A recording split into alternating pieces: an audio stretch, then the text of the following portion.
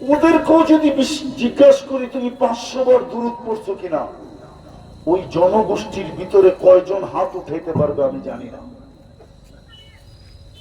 আমরাও বলি আমরা রাসূলকে মহব্বত করি, আমরা নবীওয়ালা কাম করি, আমাদের ভিতর থেকেও কাউকে বললে 500 বার হাত উঠানোর ক্ষমতা কারো নেই। যদি আল্লাহর রাসূলের উপরে দুরূদ পড়তাম, যদি এই নামটা জপতাম, যদি এই নাম জপতাম, তাইলে মুসলমানদেরকে দুরূদ শেফা শেফা শেফা শেফা, নাইলে দুরুদে শেফা নাম হইতো কেন? একটা দুরুদ আছে, দুরুদে দুরুদে না নাই আছে না? ভুল বলতেছি? দুরুদটা শুনে দিমু। আল্লাহুম্মা সাল্লি ওয়া সাল্লি আলা মুহাম্মাদ বিআদাদি কুল্লি দাইন ওয়া দাওয়াইন ওয়া বিআদাদি কুল্লি ইল্লাতিন ওয়া শিফাইন। এটা দুরুদে শেফা। দুরুদ শেফা। যদি দুইটা নাম মুসলমান জপত, তাহলে মুসলমানের সমাজে এত হাসপাতাল হইতো না, এত রোগী হইতো না, ডাক্তারদের ব্যবসা এত চাঙ্গা হইতো না। চাঙ্গা জান জান বাংলাদেশে বহু উপজেলা আছে, মানুষের থেকে হাসপাতালের সংখ্যা বেশি। মনে হয় বুঝে আয় না, নাম বলবো? মানুষের থেকে হাসপাতালের সংখ্যা বেশি। প্রত্যেক গলি গলি 2-4টা হাসপাতাল। তাইলে প্রত্যেক হাসপাতাল আলারা রিক্সাওয়ালাকে পর্যন্ত এজেন্ট বানাইতো না। রোগী যদি রিক্সায় ওঠে তো রিক্সাওয়ালা জিজ্ঞেস করে কোন হাসপাতালে যাবেন, তো ও তাস্কির করে আমার কাছে একটা ভালো হাসপাতাল আছে, ডাক্তার খুব ভালো, নামায়া দিয়ে আসতে দেরি, পিছন দিয়ে ওরে 200 টাকা দিতে দেরি করে না। নাই না? নাই? হ্যাঁ, ডাক্তারদের ব্যবসা এত চাঙ্গা হইতো না যদি এই উম্মত ডেলি দুরুদের জন্য একটা সময় রাখতো। আফসোস। আর দ্বিতীয় হলো, এই উম্মত যদি ডেলি আল্লাহকে জপত, আল্লাহ আল্লাহ আল্লাহ আল্লাহ জপত, লা ইলাহা ইল্লাল্লাহ জপত, লা ইলাহা ইল্লাল্লাহ জপত, এই দুইটা নাম যদি জপত, আমার কথা শুরু যেখানে ছিল ওইখানে আমি যাব, ভুলা যাই না আমি। তাইলে মুসলমানদের প্রথমত এত হাসপাতালের প্রয়োজন হতো না। দ্বিতীয় সবচেয়ে বড়, আজকে যে মুসলমানদের যে দুরবস্থা, চোখের পানি, এটা কোনোদিন জড়ত না। আজকে মুসলমানদের যে দুরবস্থা, মুসলমান সারা দুনিয়ায় আজকে সবচেয়ে বেশি ঘৃণিত, সবচেয়ে বেশি লজ্জিত, সবচেয়ে বেশি বঞ্চিত, সবচেয়ে বেশি দীক্ষিত, সবচেয়ে বেশি অবহেলিত, সবচেয়ে বেশি সবচেয়ে বেশি অবহেলিত। আমার সাথে আছে, একসাথে ছিলাম, ওই যে পিছে বসে আছে আমকুনি রহমতুল্লাহ আলাইহির উত্তরসূরি, মাহমুদিয়া মাদ্রাসা নায়েবে মুহতামিম মৌলানা আহমদ সগীর। ইংল্যান্ডে আমরা একসাথেই ছিলাম। ইংল্যান্ডে শত জাতি বাস করে, ঠিক না? কিন্তু কারো বিরুদ্ধে কোনো রায়ট চলতে ছিল না। আমরা যখন ছিলাম তো মুসলমানদের বিরুদ্ধে ইংল্যান্ডে রায়ট চলতেছিল। 2-3টা মসজিদে আগুন পর্যন্ত দিছে। জিজ্ঞেস করেন, আমার পিছিয়ে বসে আছে, পিছিয়ে বসে আছে মুসলমানদের বিরুদ্ধে। এদেরকে এই দেশ থেকে বাহির করো। ফিলিস্তিনের কথা তো বাদই দিলাম, কেন এই দুরবস্থা? কেন এই দুরবস্থা? আমরা তো ওনাদের সাজেই চলি। বলেন সিলেটের কোন বিয়া ফাতেমার বিয়ার মতো হয়? সব বিয়া তো বিজাতির স্টাইলে হয়, ঠিক না? একটা বিয়া সিলেটে দেখান যে যেই বিয়ার কার্ডের ভিতরে লেখা আছে আসো তোমাদেরকে আজকে ফাতেমার বিয়ে দেখাবো, আমাদের পুরার বিয়ের অনুষ্ঠানটা ফাতেমা আর আলীর বিয়ের মতো হবে। একটা কার্ড আজ পর্যন্ত যত ছাপছে, রাগ হেন না, আমাকে একটা কার্ড আইনা দেখান। শুধু সিলেট না, বাংলাদেশে বলেন কোথায় একটা বিয়ার অনুষ্ঠান? চলেন এটা বাদ, যত বিয়ে হয় কোন মা বোন আমাকে চিঠি লেখা বলুক সারা বাংলাদেশের ভিতর থেকে যে বাসর রাত্রে আমার ওই মেয়ের, আমার ওই বোনের বাসর রাতের শ্বাসটা সে তার বান্ধবীদেরকে বলছে, পাড়া প্রতিবেশীর মেয়েদেরকে বলছে, অথবা পার্লারে যাওয়ার পরে বলছে আমাকে সাজাবে। ফাতেমা যেরকম সাজছিল রাদিয়াল্লাহু তাআলা আনহা, আমাকে আজকে ফাতেমার মতো সাজায় দিবে। কেননা ফাতেমা রাদিয়াল্লাহু তাআলা আনহা তো বাসর রাতের সাজছিলেন। ওলামা বলুক সাজে নাই, সাজে নাই, সাজছিল না সাজে নাই? কোন সাজ ছাড়া চলে গেছে আলীর কাছে না সাইজা গেছে? বলুক, হুজুর তো বসা আছে, একজন নিয়ে আসেন যে সারা বাংলাদেশের কোন মা বোন আমাকে চিঠি লেখা বলবে যে আমি বাসর রাতের শ্বাসটা ফাতেমার মতো সাজছিলাম। কিতাবে তো ফাতেমার সাজ লেখা আছে। যদি লেখা না থাকে হুজুরে আমাকে বলুক যে কিতাবে লেখা নেই, ফাতেমার সাজ পাওয়া যায় না। ফাতেমার সাজ তো কিতাবে লেখা আছে, এটা পর্যন্ত লেখা আছে। চুলের ভিতরে কয়টা বেনি হয়েছিল এটাও লেখা আছে। 3টা বেনি না 4টা বেনি? বেনি বুঝেন তো? কয়টা বেনি ছিল এটাও লেখা আছে। কি দিয়া সাজছিলেন এটাও লেখা আছে। কোন কাপড় পরছিলেন এটাও লেখা আছে। বলেন আমাকে। তো প্রমাণিত হলো আমরা ওদের সাজে সাজি, আমাদের বিয়ে ওদের মতো, আমাদের দাওয়াত ওদের মতো, আমাদের যুবকদের চুলের স্টাইল ওদের মতো, কাপড় চোপড় ওদের মতো, মা বোনদের চলাফেরা ওদের মতো, আমাদের স্কুল কলেজ ওদের মতো, সবকিছুই তো আমাদের সামাজিক সব অনুষ্ঠান ওদের মতো, ইহুদি নাসারার মতো। তারপরেও আমরা ওদের হাতে নিষ্পেষিত কেন? আমাকে বুঝান। সিলেটের শিক্ষিত মানুষ আমাকে বুঝান, কেন আমরা নিষ্পেষিত, কেন আমরা নির্যাতিত, কেন আমরা দীক্ষিত, কেন আমরা ঘৃণিত, কেন আমরা অবহেলিত? লেবানন আর ফিলিস্তিন মিলা পড়ায় 50,000 মানুষ মারা গেল।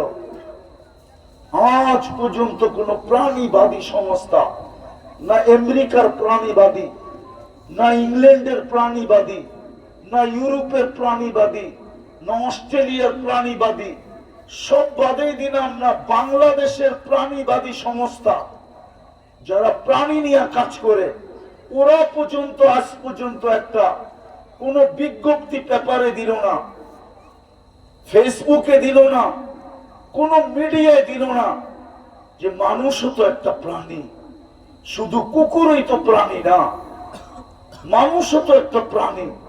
এতগুলো প্রাণী কেন মারা হইতেছে? আমাকে একটা বিজ্ঞপ্তি আপনারা দেখান। যারা সারাদিন, এই যুবকদেরকে বলবো যারা স্কুল কলেজে পড়ে, যারা সারাদিন ফেসবুক নিয়ে ঘাটে, যারা ফেসবুক নিয়ে গবেষণা করে, ওরা আমাকে একটা বিজ্ঞপ্তি দেখা। কি পারবা দেখাইতে? হ্যাঁ পাইছো? হা বলো নাইলে না বলো, কেন দেয় না?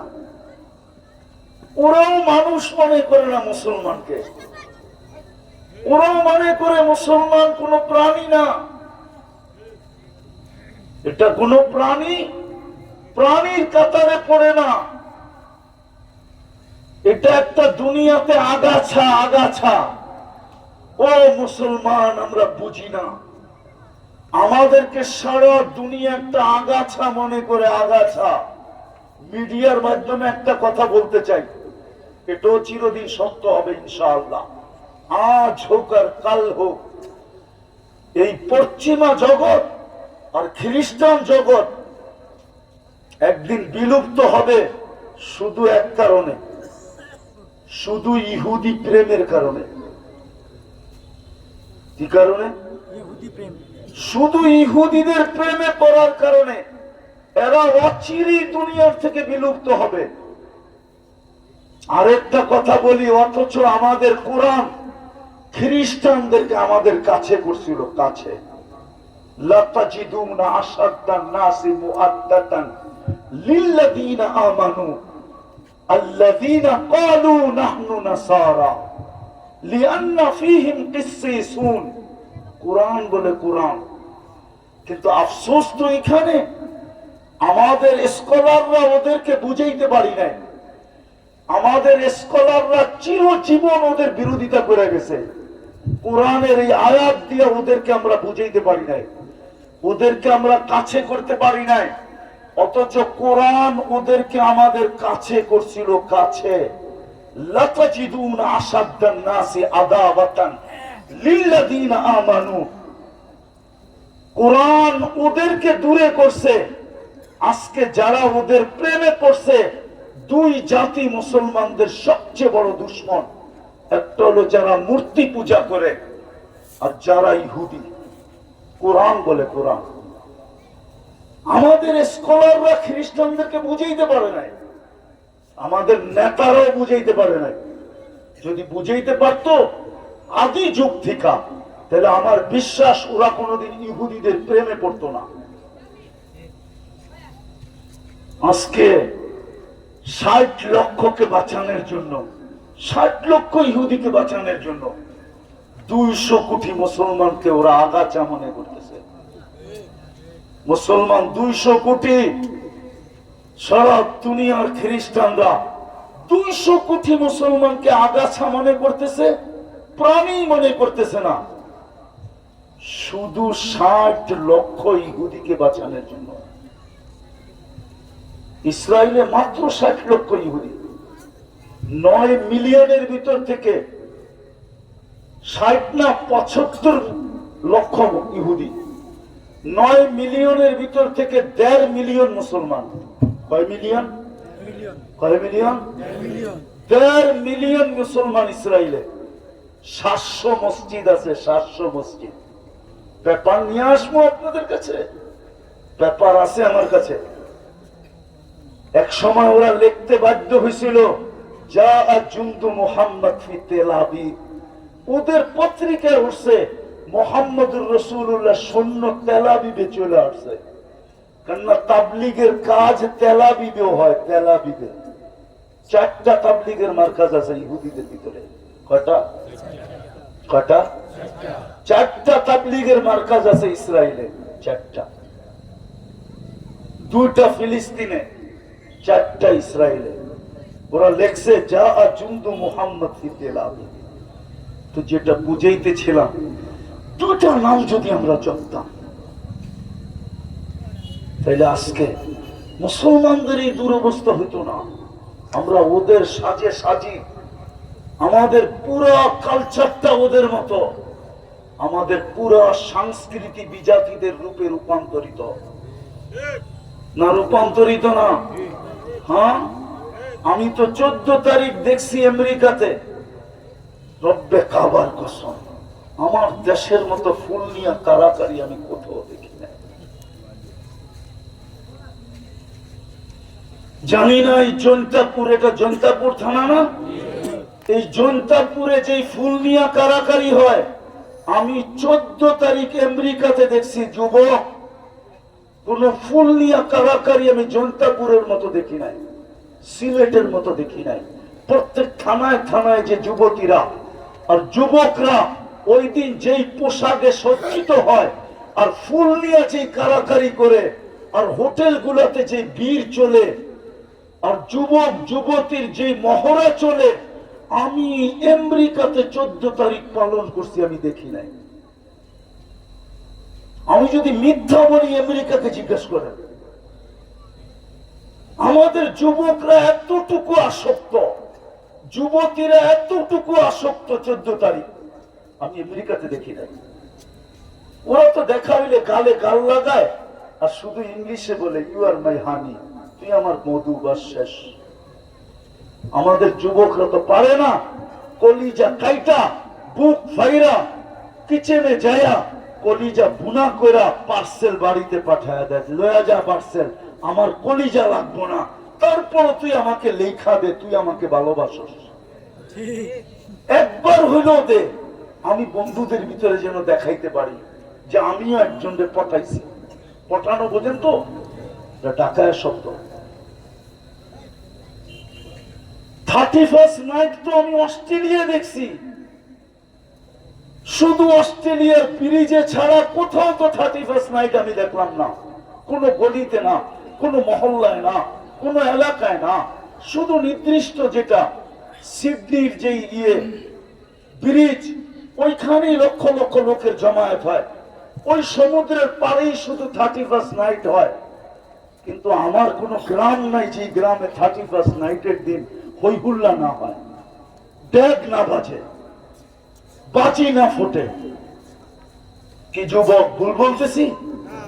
আমি মুহাম্মদুর রাসূলুল্লাহর মহব্বতে বলতেছি, আল্লাহর মহব্বতে বলতেছি। আল্লাহ জানে, নাইলে আমি এত চিৎকার দিতাম না। চিৎকার দেওয়ার আমার অভ্যাস না। আমি তো সারাদিন ভাবি আর চোখের পানি জড়াই, একা একা কাঁদি। হায় আমার জাতির কি বলবো, হায় আল্লাহ, আপনি আমাকে জাদু দেন না কেন? আমি মানুষকে বুঝাইতে পারি না কেন? আমি যুবকদেরকে আকৃষ্ট করতে পারি না কেন? আমি তো এদেরকে নবীর আশেক বানাইতে চাই, আপনার পাক্কা থাক্কা বন্দা বানাইতে চাই। একটু বিবেক দিয়ে চিন্তা করেন আমার কথাগুলো। 31st নাইট তো আমাদের চেয়ে বেশি ওরা উদযাপন করে না। আমরা তো সবকিছুতে ওদের সাজে সাজলাম, তারপরে ওরা আমাদেরকে আগাছা মনে করে কেন?